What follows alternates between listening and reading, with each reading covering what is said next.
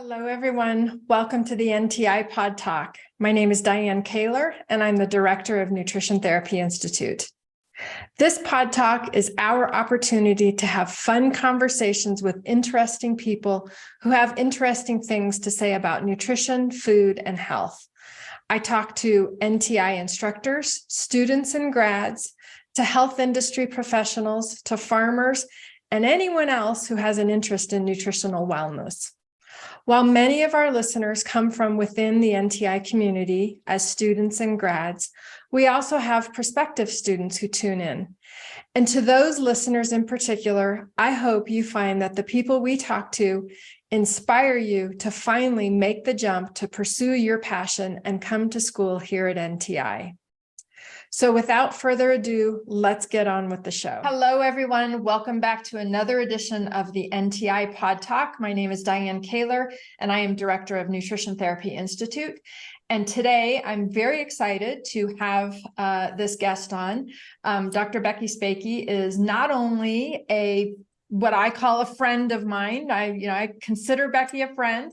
So she is not only a friend of mine, she is also a previous instructor here at NTI. So some of our maybe students or certainly graduates may remember having Becky as an instructor at some point in time during their education here. And so Becky and I have a lot of history together. And Becky is here to talk about a really important conversation, and that is dementia. And so we'll get into that. But first, Becky, thank you so much for being here and welcome. Thank you.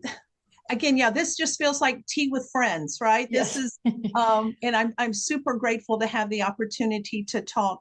You know that I like to talk a lot. And for people that have never heard of me, who have never seen me, again, I know there are going to be students and past students that are going to say, oh, that's what she's doing now, and that'll be fun. But for those of you who have no idea who I am and why I would even be here. So prior to working at NTI and doing some wonderful fun work with some curriculum creation and course teaching, which was purely magical. Prior to that, I had a private practice in Colorado, also down in the Florida Keys, and it was all a functional medicine-based practice. And in my practice, all care was circled around clinical nutrition and functional endocrinology. And so that's where my love and my passion is what are the foods that we need to eat more of to support optimal health? And what are the foods that we should stay away from because they harm our health? And I think most people, when they really understand the role of nutrition in their health, when they really get it, then it's easy for many people to make those changes. But again, I spent nearly 30 years in private practice before I came to NTI and did some wonderful work there.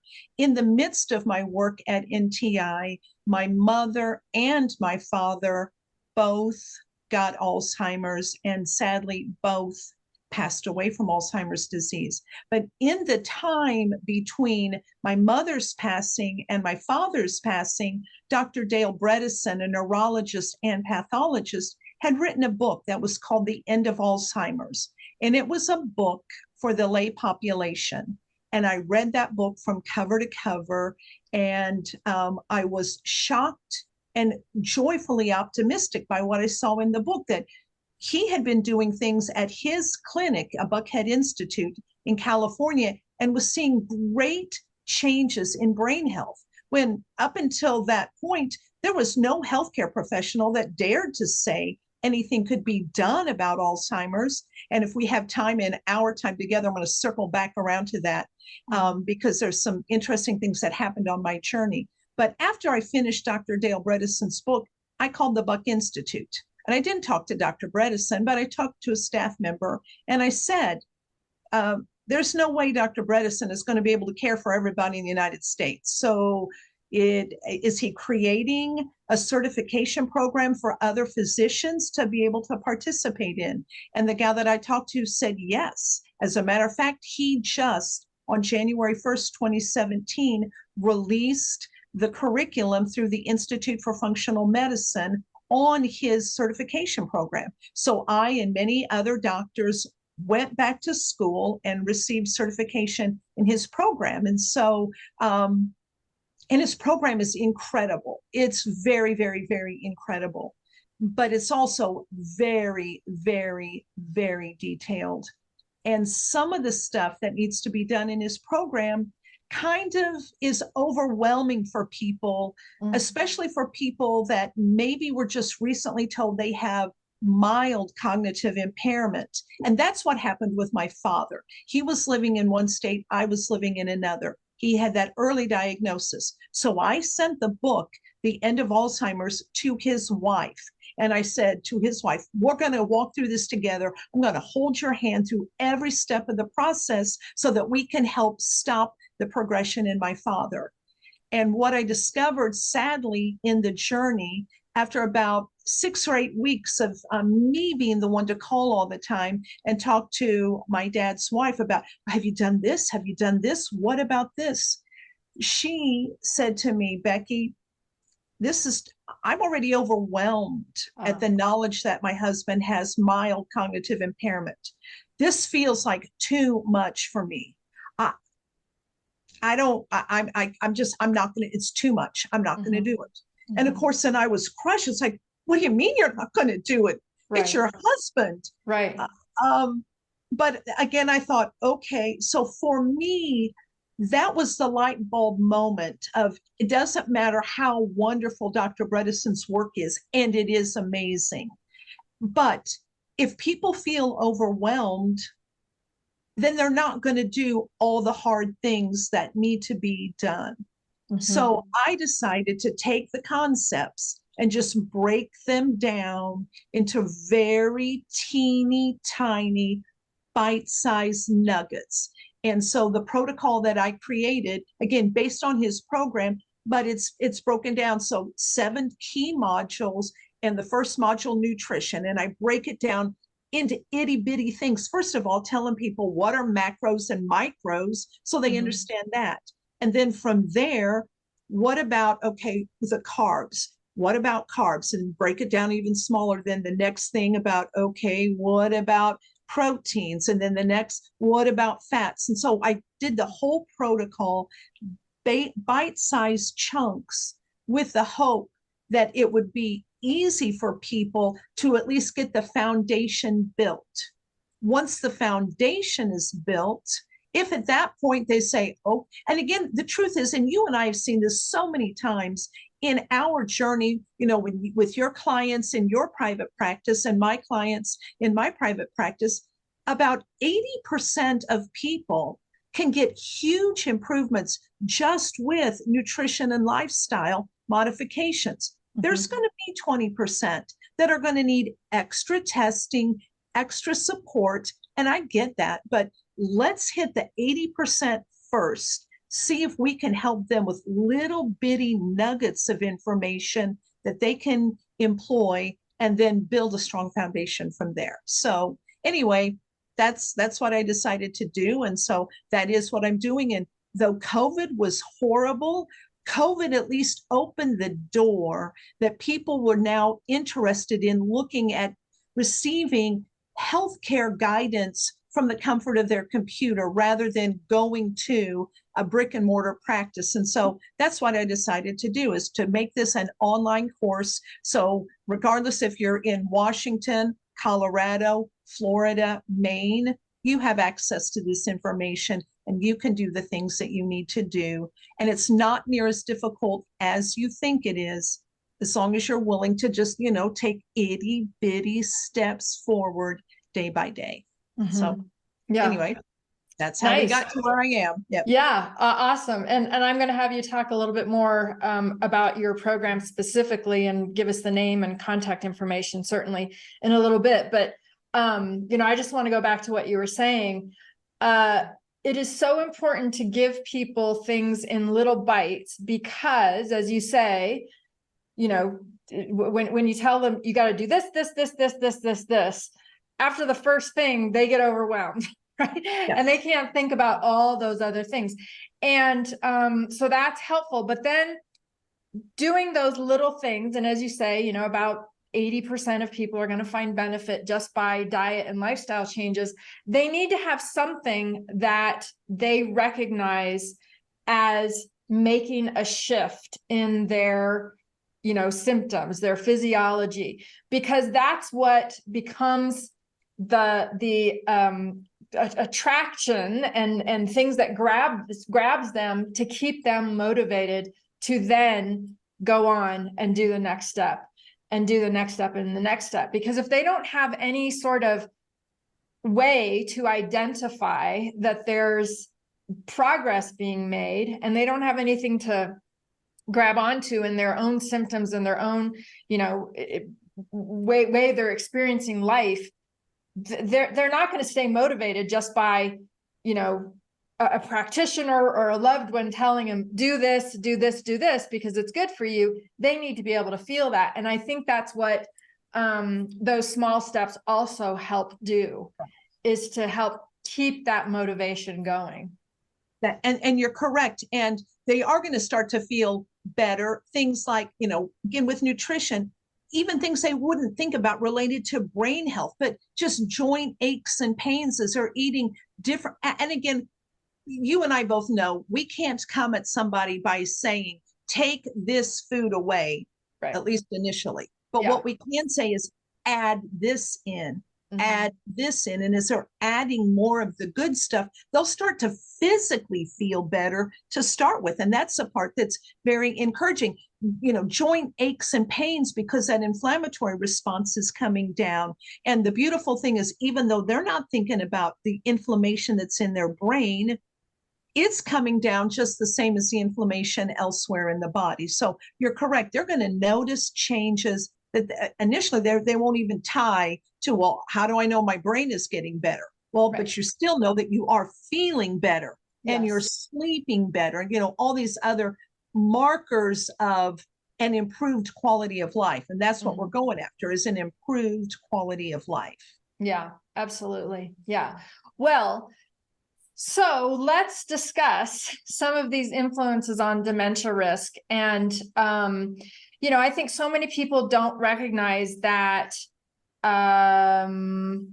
there are things that we are doing, decisions that we are making in our life, whether it be food or lifestyle or medications or whatever, that are contributing to dementia risk. And I think it's so important to get, you know, some of the big ones out there so that people can start recognizing where they may need help in making adjustments to mitigate, you know, hopefully mitigate that risk. So can you talk about some of the risks, diet and maybe other types of risks? I know you, as you mentioned, specialize in hormones and endocrinology, and, you know, talk about some of the hormonal and endocrinological, that's a hard word for me to say, yes.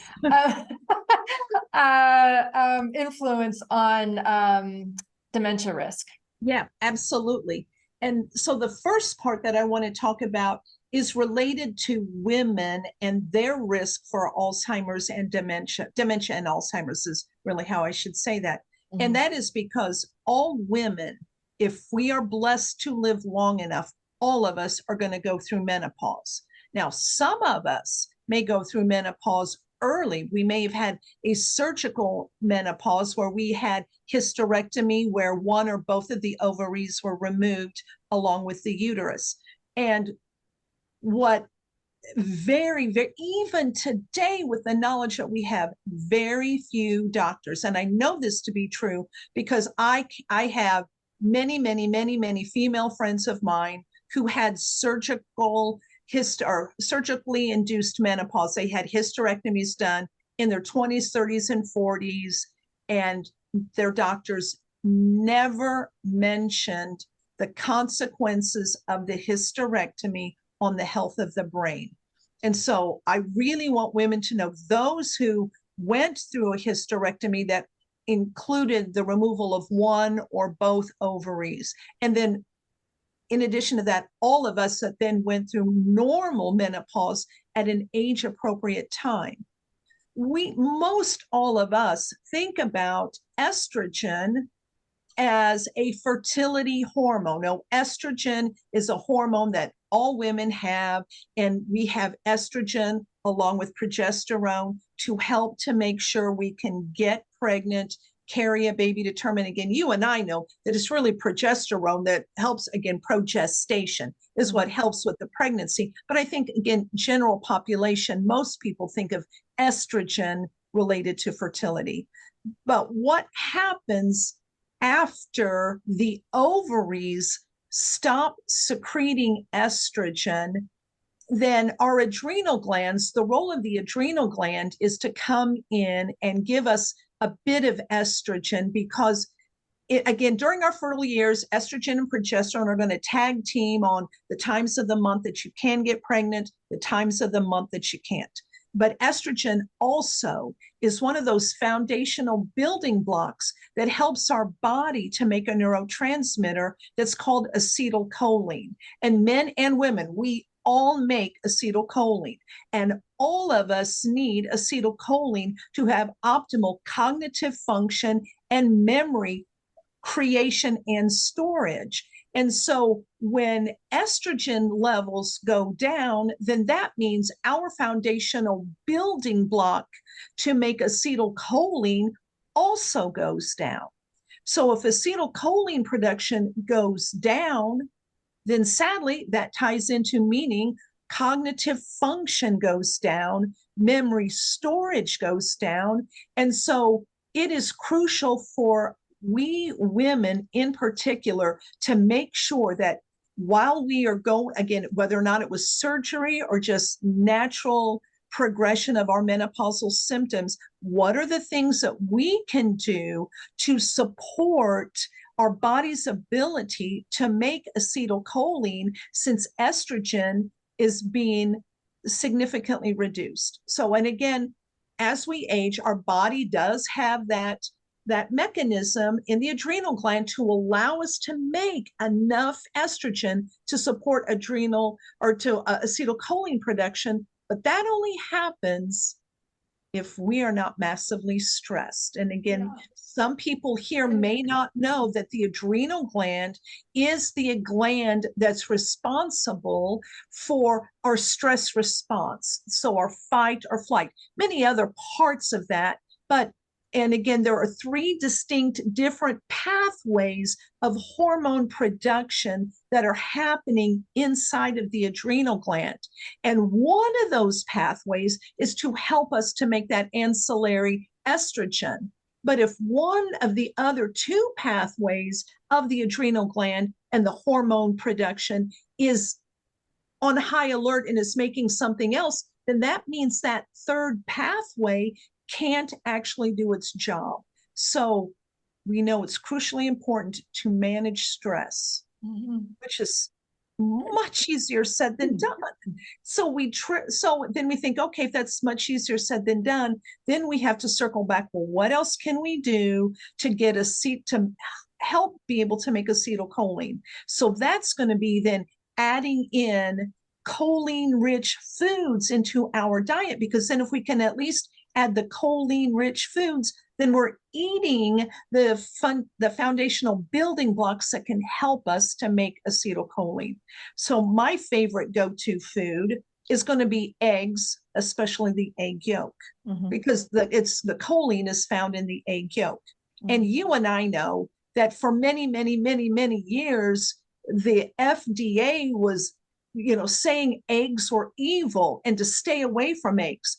But if you were going to eat an egg, you could eat the egg whites, but for sure stay away from the yolk. And people were following that. And we saw a huge uptick in neurodegenerative diseases. Alzheimer's skyrocketed, Parkinson's skyrocketed, ALS skyrocketed. And I couldn't help but think, well, we're taking choline out of their diet. That's right.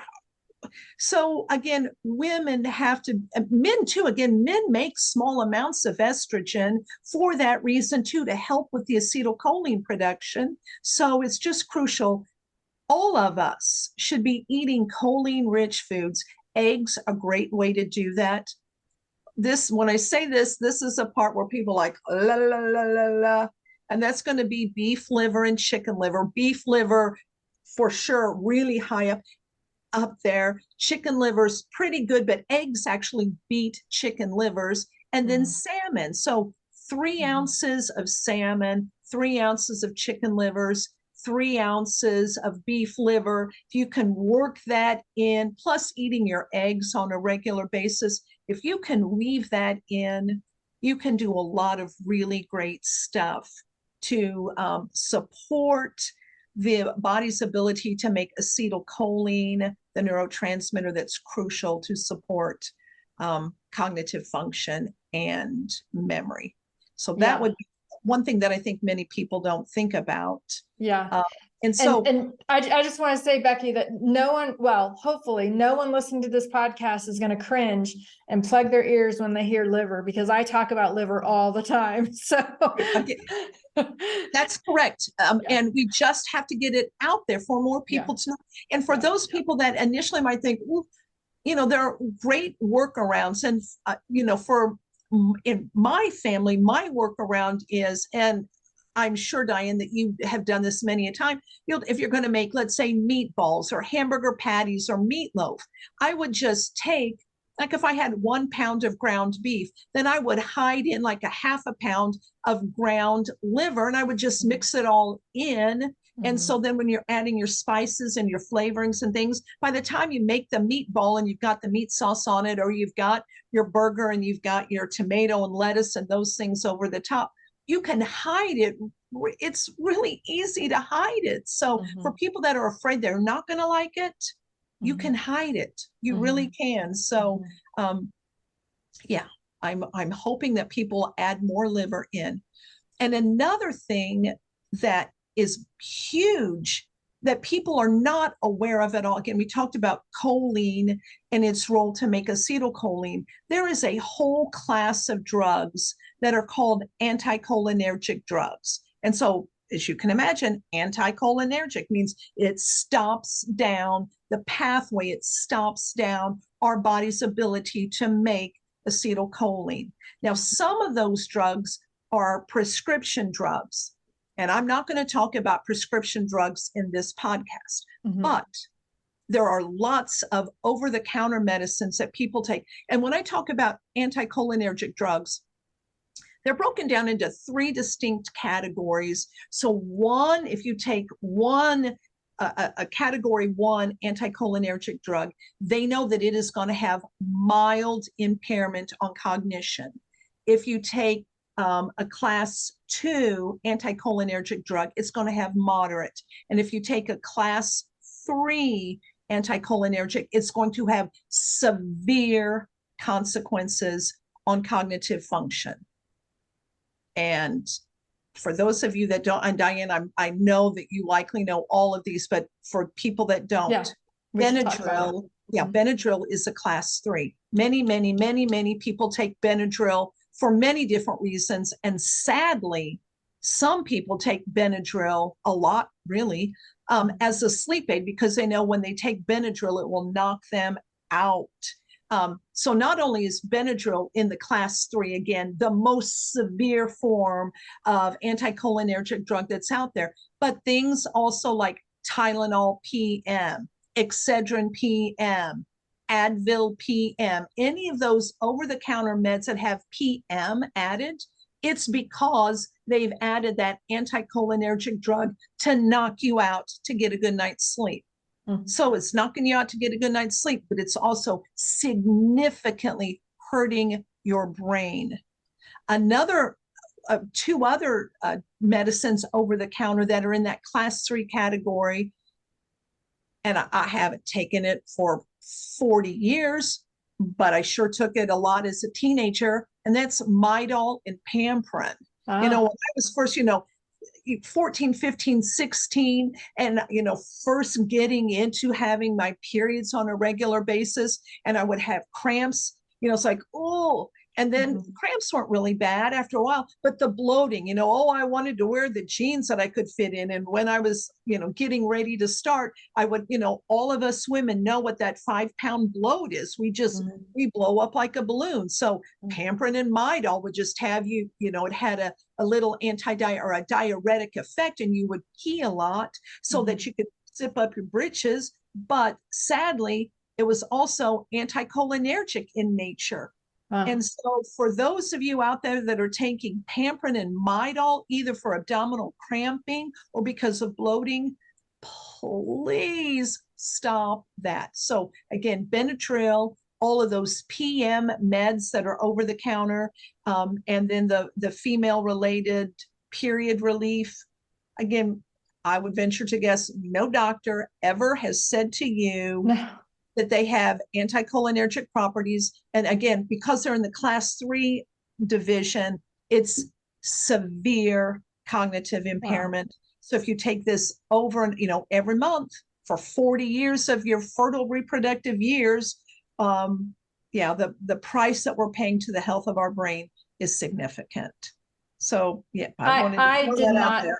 Yeah, I did not know about the Pamprin and Midol. I knew about the Benadryl. I really did not know about the Pamprin and Midol. So thank you for elucidating that and, saying that to our audience, because I think that is really important information. Yeah. All right, good. So we've talked about hormones. We've talked about medications. Let's talk about some food things. How about sugar? And then for those who are like, oh, I don't do sugar, I do artificial sweeteners. I think they both have their own level of risk for dementia. Can you talk about that? Yes. And I really want to talk, and sugar, the big challenge with sugar is, again, because it is inflammatory in nature. And when it's inflammatory in nature, especially relating to our brain health, is that inflammation then helps to constrict the blood vessels in our brain. So if we're constricting blood vessels in our brain, again, then we're not feeding and nourishing our brain. So it's a really bad day to be consuming excess sugars, because it is direct correlation impairing blood flow to the brain, which is horrific. As it relates to artificial sweeteners, it is a neurotoxin, and there is a neurologist, Dr. Blaylock, out there. And if some of you want to fall down some rabbit holes, please Google search, YouTube search, Dr. Blaylock, neurologist. You will find some great stuff that he has said about artificial sweeteners and what it does to the brain. And from personal experience, I can share, this was when my mother was still alive. She passed in 2016. But when we finally were able to have a neurologist look at my mother, my sisters and I had seen years before all of the signs that things with her cognition were declining. But my mom's primary care doc, no, that's just the normal aging processes that, what we would get all the time. They finally got to a point where the primary care doc sent her to a neurologist. The neurologist did an MRI of the brain and said, holy cow, your brain looks like Swiss cheese. And at that point, I said, any chance that maybe diet soda might have something to do with this? Because my entire life on this earth, my first memory as a small child until my mother passed away was I would hear the sound every morning as she would open up a can, at the time when I was a small child. And at that time, it wasn't in a can, it was in the glass bottle, which it was Tab. And then when Tab was no more, it was Diet Coke. My entire life, I never saw my mother drink water. I only saw her drink diet soda, again, Tab or Diet Coke. That's all she ever drank. So when I asked the doctor about that, because at that time, that was again in 2014, 2015, there was strong science out there about the neurodegenerative things that sucralose and aspartame were doing to the brain. And I had seen Dr. Blaylock's work, probably about 2010-ish, I think is probably when I'd started seeing Dr. Blaylock's work. And so when this neurologist looked me dead in the eyes and said, oh no, there's no way that the diet soda, the artificial sweeteners are causing this. So again, at that time, I knew I'm dead in the water. My mom is not going to listen to anything that I have to say because her neurologist said there's no correlation.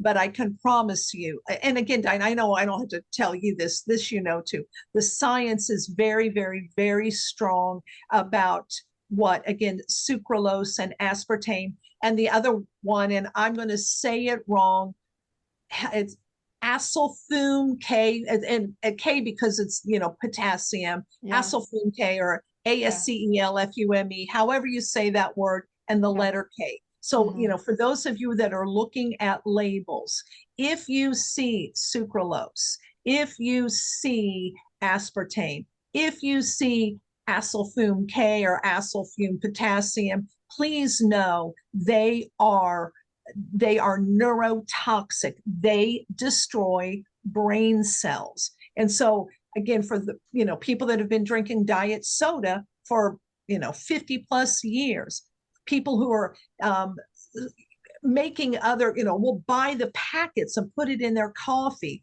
or bake with it, it is destroying the health of the brain. And yeah, I would encourage anybody to figure out ways to make swaps. Stevia is a plant-based swap that a lot of people like. And I would say if you're a diet soda drinker and you want to start swapping from a Diet Coke to a stevia sweetened Coke, that's a place to start. But in time, I would still want you to step down from that. I personally am not. Stevia and monk fruit and xylitol and erythritol, are they okay in small little doses here and there? Okay. But just, you know, I just keep thinking about the commercial as a child. You can't fool Mother Nature. And so I'm just not a big fan. Again, even in the plant-based sweeteners, they're a good stopgap measure to help you get off. But in time, I would still want you to get away from even the so-called healthy sweeteners. And that's my 2 cents worth on that. Yeah, absolutely. Yeah, really good information. I want to go back to sugar because I just want to point out that Alzheimer's, which is, you know, a form of dementia, one of the most extreme forms of dementia, is called sort of, you know, in the common lexicon, is called type 3 diabetes. And that really refers to that influence from sugar causing insulin resistance, and that insulin resistance has an effect in the brain as well. That is correct. That is, there are several different forms of Alzheimer's, and one of the forms is absolutely what you said, type 3 diabetes. It is all because the entire hormone system got wonky with that insulin resistance that started in the body and then worked its way up to the brain. Yep, spot on. I'm glad you brought that up. That's correct. Yeah. All right. So I just want to make sure that I haven't left anything on the table that isn't talked about. Are there any other maybe less well-known influences on dementia that we need to talk about? Or well, I want to talk about the good influences, if that's okay. All right. Yeah. Because, you know, talked about here the things that are damaging the brain. And again, when you and I were younger, we were told that we're however many brain cells we have, that's it. Those are all the brain cells. And if you destroy your brain cells, you are just in trouble. Right. And the good news is that is not true. And now, because of new imaging techniques, we can see that you can create new brain cells. And so there's a couple of things. And again, the medical term for that is neurogenesis. So neurogenesis just means I have made a new brain cell. And there are a couple of things that you can do to help to make new brain cells. And one is to do resistance training exercise or weight-bearing exercise, whatever term you want to call it. So cardio is good to support cardiac function. There's no doubt about that. cardio does have a role in supporting brain health. But what really supports brain health more than cardio is to do weight training exercises. So whether or not you just have some dumbbells and you're doing, workouts with free weights, whether you're getting resistance bands, whether or not you have one of those all-in-one machines, I don't care what it is that you do. But when you are doing resistance training and really taxing those muscles, that helps you to secrete a hormone that's called brain-derived neurotrophic factor, abbreviated to BDNF. And that hormone then is what allows you to start making new brain cells. So for those of you who think, and what's really cool, and on the website, I've got a link to the study. They had done a 12-week clinical trial, and everybody that was in this clinical trial was aged 60 to 80. And I say that because I want people to know when people say, oh, I've never exercised a day in my life. I don't care. Yeah, you can start now. It's not too late. That's right. Because in this study, everybody in the study was 60 to 80 years old, and every single person who was doing the weight training had increase in BDNF production. And then, of course, they did imaging on the brain before and after. They had done cognitive tests before and after. So they were able to do the blood test to see the hormone increased. They were able to do the images to see that holes in the brain were filling in. And again, the written tests themselves, so that the people that they could see for themselves, comparing an old test with a new test, how brain function was working. So yes, exercise, if you will do that 2 or 3 times a week, will save your brain. And I would venture to guess many people don't think about physical fitness for your brain health, but it is. So yeah, that's awesome. Anyway, I wanted to talk about that. And also, there are foods that you can eat more of that will support neurogenesis. Omega-3 fatty foods. So, our fish they're going to be number one at the head of the line. Ahead of the line for that is going to be eating your fatty fish. That's going to be crucial to help to make more BDNF. Another area where people are going to want to look at increasing the levels in their body is the levels of B12. There have been so many studies that have been done where people were told that they had cognitive decline, mild cognitive impairment, early Alzheimer's. Some people were put in nursing homes because their cognition had decreased so much.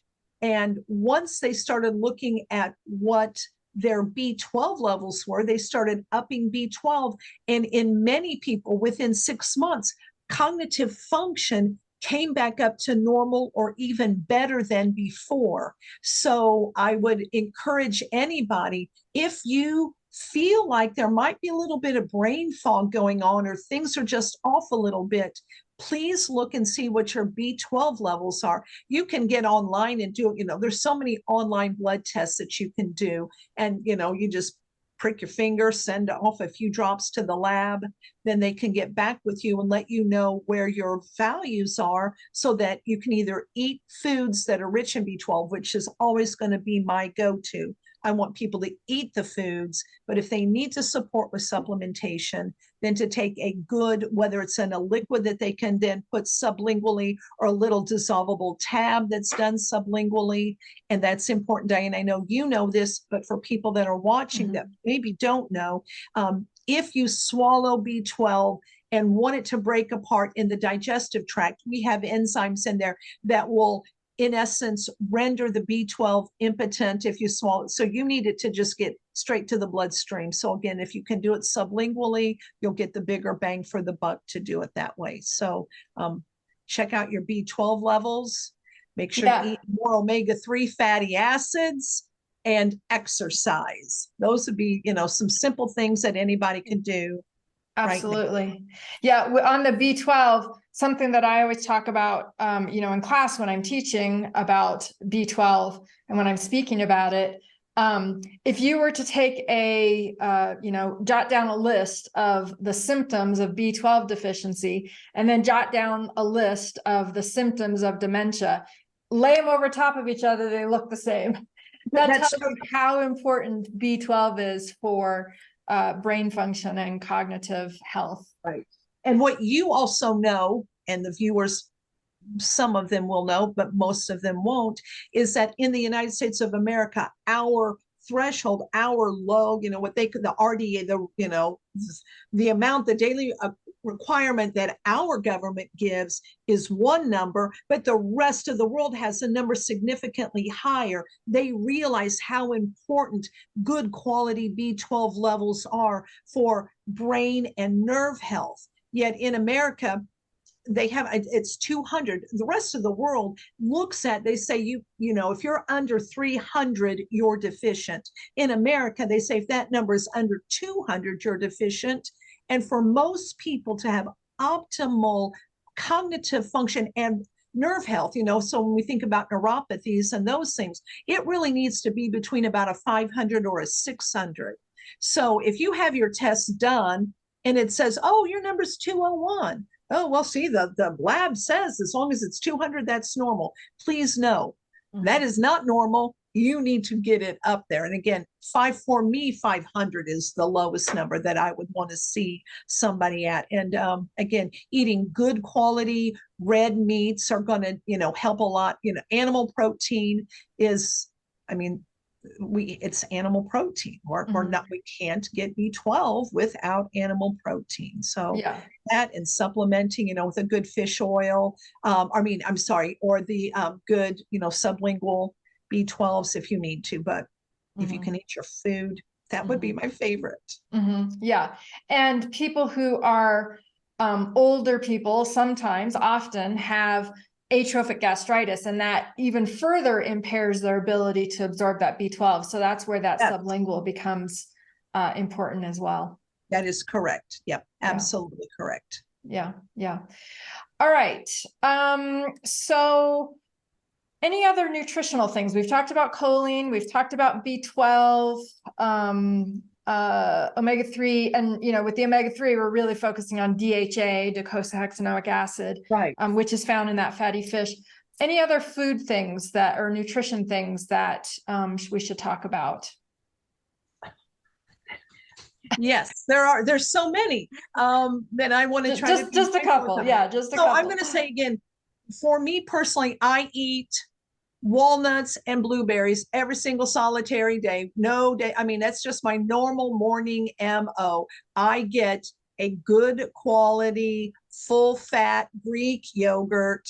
I sprinkle in some cinnamon. I put in a palmful of blueberries, a palmful of walnuts. And so, I am getting my some B12 because of the protein that's in my full fat Greek yogurt. I'm getting the healthy fats too that support the health of the brain again. And I should talk about that, shouldn't I? So as I'm segueing again, because I love walnuts and blueberries, but we do need to talk about how awesome good quality fats are. Our brain is bathed in fat. We need good quality fat for our brain to function well. And so good quality olive oil. And though I say that right now, olive oil is now more expensive than gold. And I say that tongue in cheek, but olive oil just keeps skyrocketing. But good quality olive oil, good quality coconut oil, eating your avocados, those are, and again, your nuts and seeds, good quality nuts and seeds. Make that a part of your normal routine every single solitary day. That's going to pay huge dividends. So eating your good quality fats are something that's super crucial to do to support brain health. And, the good news is the paradigm has shifted a lot related to fats, but there's still some people out there that still think fat is bad. So for those of you that are hearing this, please, you have to eat healthy fats to support your brain. There's no two ways about that. Yeah, absolutely. All right, so let's circle back and make sure that we've touched base on all the lifestyle strategies. So stress reduction, Do we talk anything else? Oh, and exercise, Right. a weight-bearing exercise. Any other kind of lifestyle things that we should mention? Yes, and some of these are going to be easy to do. So again, nutrition is number one, exercise is number two, good quality sleep Yes. is number three. And again, that's one that's easier said than done. But if you want to fall down rabbit holes and see what happens to the brains of people who do not get good quality sleep, it will frighten you. And so, getting off of your devices at least 1 hour before bedtime, because that blue light triggers, or hinders crucial hormone production of a hormone, melatonin, that's responsible for the circadian rhythm to allow us to know that it's time to go to sleep. It's getting dark. Our body wants rest. But if you're looking at your device, then your body just sees that light coming in. And so melatonin isn't amping up in the evening to allow you to get a good night's sleep. So sleep is crucial. Again, you talked about stress management. That is crucial.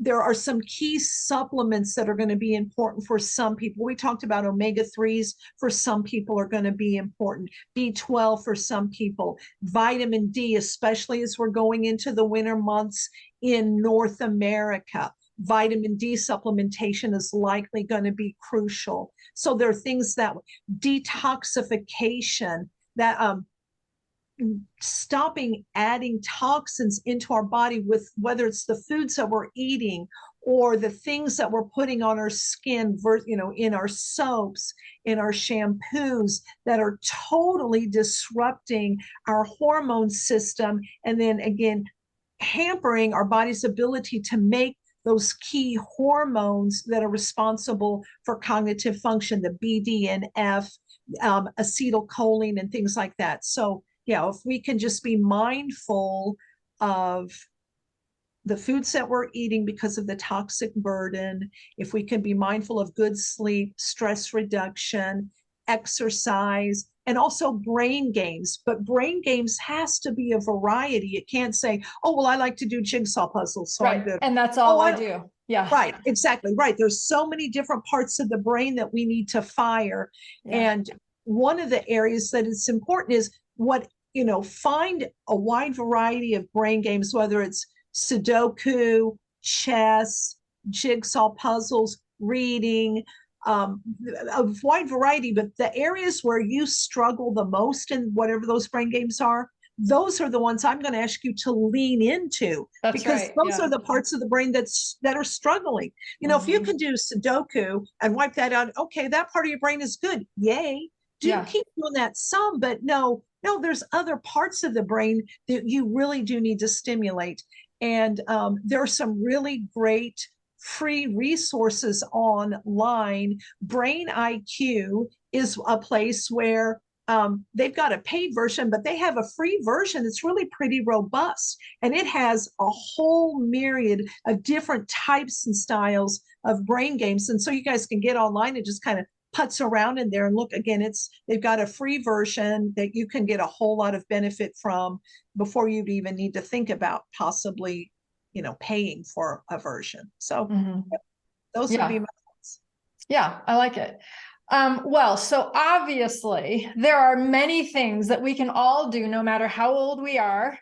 There are many things that we can do to reduce our risk. And I think this is very inspiring and motivating, because I think too many people think that dementia is inevitable, and they don't realize that they have, dominion over their choices, and they can make conscious choices. They can be an active participant in the progression of their health and the risk of their dementia. Can you talk about kind of how you see this optimism and, the fact that we don't have to just sit here and I hope nothing happens.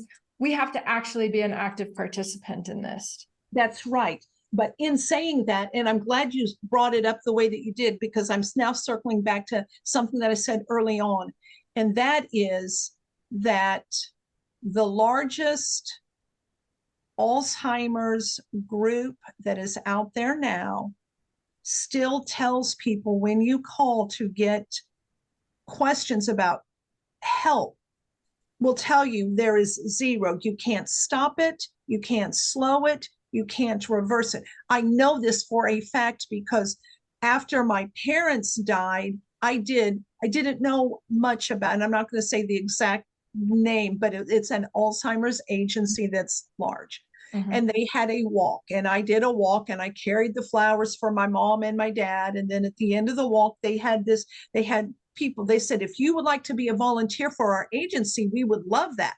Fill out your if you're willing to be a volunteer and give it to us and we'll call you.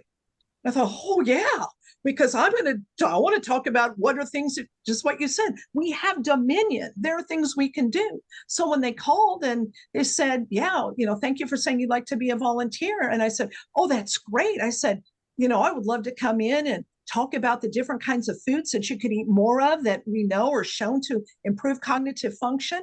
And I was shut down immediately. And I was told, there are no foods. And I said, I said, have you heard of PubMed? Did you know there's a whole lot of things? Because I figured this person's just a volunteer too. Right, sure. And she said, I am telling you what our line is. Our line is you can't stop it. So I said, have you heard of Dr. Dale Bredesen? Have you heard of Dr. Daniel Amen? Have you looked at the work that they've been doing? She said, I am telling you, our line is there. And I said, then I don't understand what you need volunteers for. I'm confused. If I'm not, what am I going to say to the people that have just been diagnosed with mild cognitive impairment? And she said, you're just to support them. Support them how? Do what? No, you just, you'll go and maybe you'll be like a caregiver reprieve. You might go sit with somebody for an hour so the caregiver can get out of the house. And I thought, okay, well, caregiver reprieve is good, but really, we're not going to talk to anybody about the things that you can do more of to support the health of your brain. Now, and again, you and I both know there's going to be times we're not going to be able to, magically turn the Titanic around and avoid the iceberg. But what you and I know, and many, many, many people know anything about health and nutrition, is if you are diagnosed with mild cognitive impairment and do nothing, it is going to progress and it is going to get worse. It's not going to just magically go away. Mm-hmm. But if you do things to support the health of the brain, help it make more acetylcholine, help it make more BDNF, help it, do things so that we can fill in the holes, the brain will get healthier. We've seen it on imaging time and time again. So yes, I am uber excited and uber optimistic because I know I've seen the images with my own eyes. I know for a fact brains can heal.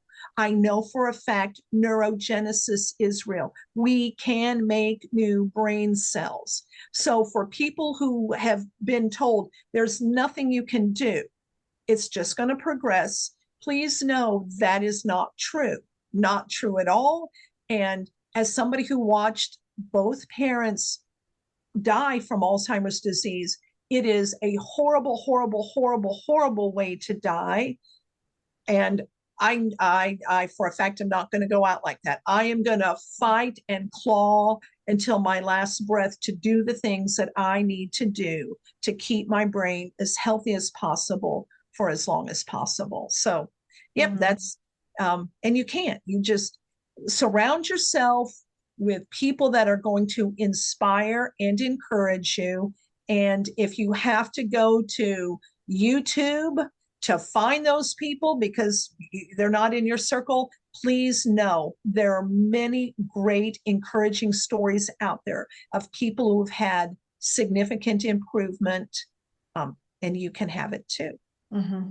So yeah, I am just like baffled at the response that you got from your desire to volunteer for this organization, and it is just such a disservice that they are doing to Yes. the exponentially growing population of people who have cognitive decline is just such a disservice, and it is so disheartening. I'm just so upset about I it. was again. I'm still speechless thinking about it. I thought, Yeah. well, I don't know what you want me to volunteer to do if we're not, so if we're not encouraging people to get better. But Yeah. okay. So Yeah. no, thank you. Yeah. I guess I won't be volunteering. So Right. again, it was one of those other little red hen moments. I've got to get this information out. If the agency isn't going to get it out there, then I'm going to be the little red hen, and I'm just going to put together a program that anybody can find online anywhere, and you're going to do it, Yeah. and it's got lots of free stuff too. So, there's a lot of great free resources on the website, meal plans, a 10-day meal plan. So if you just are resourceful and just keep rotating that meal plan through, or at least, there again, ways that you can do things through nutrition to support the health of your brain. Yeah. Well, all right. So tell us the name of your program. Tell us your website, because you are one of those people out there that we want people to find to provide them with this inspiration and this motivation and this optimism. So tell us the name of your program and your website and how people can find more about you. Okay. The name of the program is Holistic Alzheimer's Prevention Program. That's a lot of words, but I wanted people to know that it was a holistic approach to preventing Alzheimer's. And again, for me, the goal is for somebody like me whose parents have already passed away from the disease. So I want to prevent it in me. What do I need to do? And can this program help people that have already been diagnosed with mild cognitive impairment? Absolutely. But my thoughts when I was going through this is, how many people are like me who have watched a parent die, who have thought, I'm not going out like this. So anyway, I know the name is big, Holistic Alzheimer's Prevention Program. And initially that was the web address. And I thought, oh, nobody's going to type all that out. So lucky for me, ALZ program, ALZ program was available. So to find the website, just type alzprogram.com and you'll get taken to the Holistic Alzheimer's Prevention Program. So yeah, that's where you can go. And like I said, on the website itself, I have some awesome freebie information that's out there. In addition to that, the freebie stuff, there's lots of blogs. So there, and in the blogs, there's a different topic of the month. And so lots of different things that they can read in those blogs to grab out. Oh, there's always going to be 1, 2, or 3 nuggets in each blog of a proactive thing that you can do. And the same thing with the YouTube channel. They're very short little 5 to 8 minute videos, but with a tangible thing that you can take away. What can you do? What's one little nugget you can do in your life today? So yeah, lots of free resources. YouTube, yes, I didn't know what I didn't know about social media. So so to find me on YouTube, it is Holistic Alzheimer's Prevention. And I know that's a lot to type out, but if you type it out, you'll find me there. But if you just go to alzprogram.com, you can click on my YouTube stuff there because it's embedded in the website. So you can find it there and still see it. So you don't have to try to type up a whole lot of stuff. So anyway. Good. Yeah, my goal is to help as many people as I can with as many free resources as possible to start them on their journey. Nice. Very good. Well, amazing information, amazing work that you're doing. You've got some really good motivation behind this based on your parents' your experience with your parents. And that I think is a major underlying thing that's given you purpose, why you want to keep doing this. And it really shows in, the way you talk about it and in the work that you do. So thank you very much. Thank you. And as you know, I've got to return the love because there's not enough kind things that I can say about the hard work that you're doing in passing the torch with your knowledge to the students at NTI who are being trained up in knowing this stuff so that they can, from day one with their clients that they're working with, impart this information. And because it's just part of the curriculum that you've been teaching all along. It wasn't that the curriculum was called, whether, we can call it Parkinson's support, Alzheimer's support, you name it, whatever. Eating the right kinds of foods to support the body is going to then help in whatever health challenge that you have. So, and that's the part that's super exciting too, is that there is a generation of people that are being given this information so that they can spread the word out in their community about how healthy lifestyle choices can allow us to have healthy and vibrant lives. And you're doing the work, you're doing the hard work, because you're training the generation to get the job done. And I'm super, super, super grateful for that. Well, thank you. Thank you very much. That's nice of you to say. All right. Well, I have taken a lot of your time today. I greatly appreciate everything, because this was really jam-packed full of very good, usable, easily implementable information. So I'm so thrilled that you took the time. Thank you so much. And thank you for allowing me to come and share my journey. I mean, I know that you know my journey, but thank you for allowing me to share it with our audiences, because that's important information. We need to feel hopeful, not helpless. And feeling helpless is not a good place to be. So I want to inspire and offer hope. Yeah, absolutely. All right. Well, thanks, Becky. I'll see you later. Thank you. Thank you so much for letting me hang out with you. I enjoyed it very, very much. All righty. We'll talk soon. Okay. Take care. Thanks. Bye-bye. Bye. Hi there, and thanks for listening today.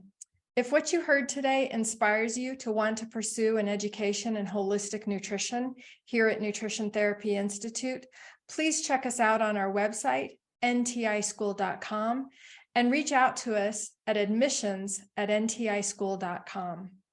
Our in-depth, comprehensive education is sure to provide you with the knowledge and skills you need to create the work of your dreams. Do something that feeds your passion, aligns with your values, and fuels your drive for a vital and meaningful life. It will be rewarding for yourself, your family, and anyone else with whom you interact. And with that, see you on the next episode.